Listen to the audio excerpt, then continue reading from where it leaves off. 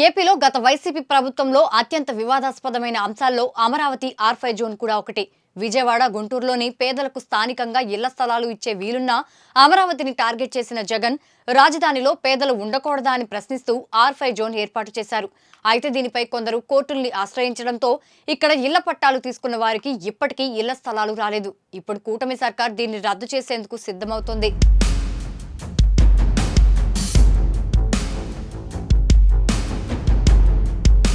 తాజాగా సచివాలయంలో జరిగిన కలెక్టర్ల సదస్సులో అమరావతి R5 జోన్ ప్రస్తావన వచ్చింది. దీంతో ఇప్పటికే కోర్టులో ఉన్న ఈ వ్యవహారంపై ఏం చేద్దామని సీఎం చంద్రబాబు కలెక్టర్లతో చర్చించారు. చివరికి దీన్ని రద్దు చేస్తేనే బెటర్ అన్న నిర్ణయానికి వచ్చేశారు. అయితే ఇందులో గతంలో స్థలాలు పొందిన పేదల పరిస్థితి ఏంటన్న ప్రశ్నకు కూడా చంద్రబాబు సమాధానం ఇచ్చేశారు. దీంతో కలెక్టర్లు ఇప్పుడు తదుపరి అడుగులు వేయబోతున్నారు.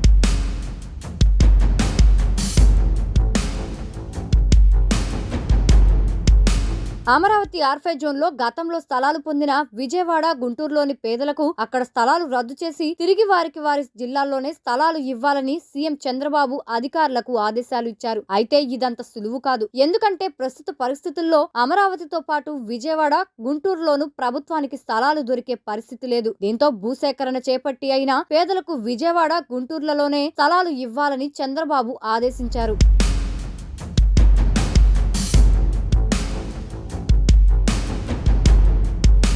ఇందులోనూ మరో చిక్కుంది. గతంలో అమరావతి రాజధాని స్థానంలో అప్పటి సీఎం జగన్ విజయవాడ, గుంటూరులో పేదలకు ఇళ్ల స్థలాలు కేటాయించారు. అప్పట్లో అమరావతి గ్రామాలతో పోలిస్తే విజయవాడ, గుంటూరులోనే డిమాండ్ ఎక్కువగా ఉంది. కానీ ఇప్పుడు అమరావతిలో అభివృద్ధి వేగంగా సాగుతుంది. మరో 5-10 ఏళ్లు ఇదే పరిస్థితి కొనసాగితే అమరావతి రాజధానిలో స్థలాల విలువ ఖచ్చితంగా విజయవాడ, గుంటూరును దాటిపోవడం ఖాయం. దీన్ని దృష్టిలో పెట్టుకుంటే అప్పట్లో స్థలాలు పొందిన పేదలు ఇప్పుడు అమరావతిని వదిలి వెళ్లేందుకు ఇష్టపడతారా లేదా అన్నది తేలాల్సి ఉంది.